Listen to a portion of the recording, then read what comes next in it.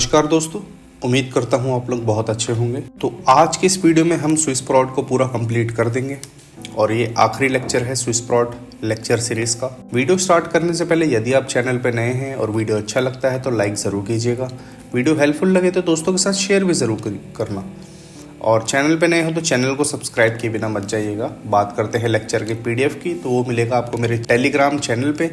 इसके लिए आपको सर्च करना पड़ेगा, जी अकेडमी हिंदी के नाम से मेरा चैनल है, और इसका भी लिंक आपको डिस्क्रिप्शन में मिल जाएगा। तो घबराने की बात नहीं है, डिस्क्रिप्शन चेकआउट कर लेना। और कंप्लीट लेक्चर अपलोड हो चुका है, वहाँ से डाउनलोड कर लीजिए। Coming back to our lecture, ज़्यादा समय नहीं लूँगा आपका। तो आज का जो हमारा टॉपिक है, सबसे पहला है बेसिक थोड़ी सी जनरल इन्फॉर्मेशन और ले लेते हैं स्विस प्रॉड डेटाबेस के बारे में।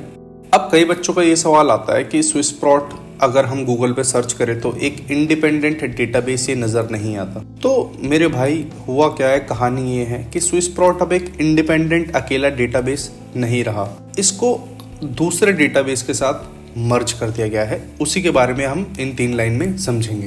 पॉइंट नंबर 1 पे चलते हैं। Swiss Prot is now a part of UniProt knowledge base database.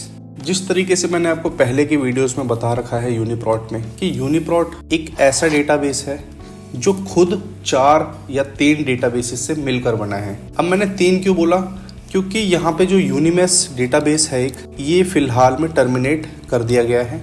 और अब यूनिप्रॉड कितने डेटाबेसेस से मिलकर बना है? पहला तो है यूनिप्रॉड केबी मतलब नॉलेज बेस, दूसरा है यूनिपार्क, यूनिपार्क का मतलब क्या है? यूनिप्रॉड आर्काइव। तीसरा कौन सा है? यूनिरेफ, यूनिरेफ का मतलब यूनिप्रॉड रेफरेंस क्लस्टर। तो फिलहाल ये 3 ही डेटाबेस यूनिप्रॉड में मौजूद है, और जिसमें से पहला है यूनिप्रॉड नॉलेज बेस। उसी के अंदर क्या कर दिया गया है? स्विस प्रॉड सेक्शन को इंट्रोड्यूस कर दिया गया है। तो स्विस प्रॉड अब एक इंडिपेंडेंट डेटाबेस नहीं रहा, बल्कि ये किसका पार्ट बन गया है? यूनिप्रॉड का। अगले पॉइंट की तरफ चलते हैं। Swiss Prot was introduced into UniProt by SIB। SIB क्या है? ये स्विस इंस्टीट्यूट ऑफ बायोइन्फॉर्मेटिक्स। अगले पॉइंट की तरफ चलते हैं। Swiss Prot is seen in UniProt as a UniProt knowledge base Swiss Prot. तो जैसे कि मैंने अभी आपको बताया कि Swiss Prot UniProt knowledge base का एक हिस्सा बन चुका है, और उसके अंदर भी कौन सा है सेक्शन इसका? यूनिप्रॉड KB/स्विस प्रॉड। क्लियर? अब बात कर लेते हैं किस तरीके से आप अपनी सीक्वेंस की एंट्री को या अपने किसी भी डेटा को स्विस प्रॉड पे सबमिट कर सकते हैं। उसका भी एक प्रोटोकॉल है, एक तरीका होता है। क्योंकि जैसे मैंने आपको पिछली वीडियोस में बताया था कि स्विस प्रॉड में जो भी एंट्रीज स्टोर्ड होती हैं उनको मैनुअली वेरीफाई किया जाता है, मैनुअली वैलिडेट किया जाता है, हर तरीके से क्रॉस चेक किया जाता है कि हर एक उसके एविडेंस को प्रॉपरली थॉरली चेक किया जाता है। तो काफ़ी सारे प्रोसेसेस होते हैं, काफ़ी सारे प्रोटोकॉल्स होते हैं, उसके बाद ही जाके आपका डेटा होता है वो क्या होता है? सबमिट होता है। तो जनरल तौर पे अगर आपको किसी भी एंट्री को या किसी भी डेटा को अपने सबमिट करवाना है स्विस प्रॉड पे, तो आपको जाना पड़ेगा या आपको कॉन्टैक्ट करना पड़ेगा मेल के थ्रू जनरली स्विस प्रॉड से।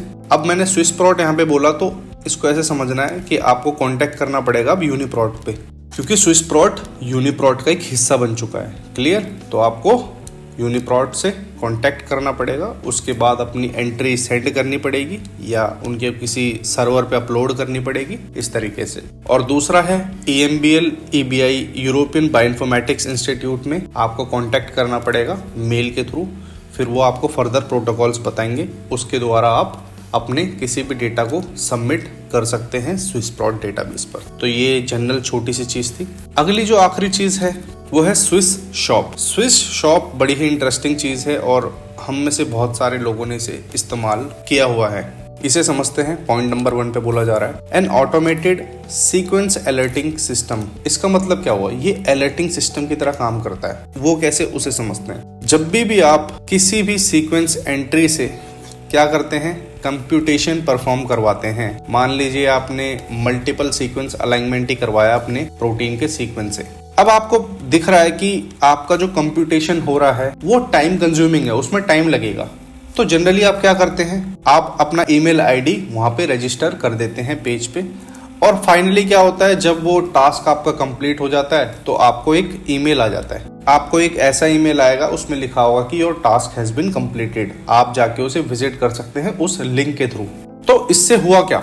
इसने आपको एक्चुअली में क्या कर दिया, अलर्ट कर दिया। क्लियर। दूसरे पॉइंट में भी ये बोला जा रहा है allows user to obtain results by email. Email के जरिए आपके जितने भी रिजल्ट्स होते हैं जो आप कंप्यूटेशन परफॉर्म कर रहे हैं उनको आपको सेंड कर दिया जाएगा आपका ईमेल कलेक्ट करके। Provides update of a new sequence entry relevant to their field of interest by email. अब मान लीजिए आपने किसी एक्स प्रोटीन के सीक्वेंस से क्या करा, कंप्यूटेशन परफॉर्म किया, और हो सकता है इस एक्स प्रोटीन सीक्वेंस से सिमिलर एक सीक्वेंस वाई सबमिट होता है स्विसप्रोट डेटाबेस में। तो क्या होगा, स्विसप्रोट आपको इस वाई के रिगार्डिंग भी एक ईमेल भेजेगा कि आप इसमें भी, इस प्रोटीन में भी इंटरेस्ट दिखाइए और इस पे भी काम कीजिए। क्लियर। इस लाइन का यही मतलब है। दोबारा रिपीट कर दूं, यदि किसी सीक्वेंस से आप काम कर रहे हैं स्विसप्रोट डेटाबेस में और मान लीजिए उसी के सिमिलर दिखने वाले या उससे एसोसिएटेड, उस प्रोटीन से एसोसिएटेड कोई अगला सीक्वेंस है जो कि नया स्विसप्रोट डेटाबेस में इंट्रोड्यूस हुआ है, तो स्विसप्रोट क्या करेगा, आपको इसके बारे में मेल करके बताएगा कि हमारे डेटाबेस में, हमारे सर्वर में एक नया सीक्वेंस आया है, आप इसको भी इस्तेमाल कीजिए, इस पे भी काम कीजिए। ठीक है। तो आई होप आपको ये लेक्चर पसंद आया होगा। अगर पसंद आया तो वही 3 काम कर देना। वीडियो अच्छा लगे तो लाइक, और चैनल पे नए हो तो सब्सक्राइब, और हेल्पफुल लगे वीडियो तो शेयर भी ज़रूर करना। और इस लेक्चर का PDF का लिंक डिस्क्रिप्शन में मिल जाएगा, उस जाके मेरा टेलीग्राम चैनल ज्वाइन कीजिए।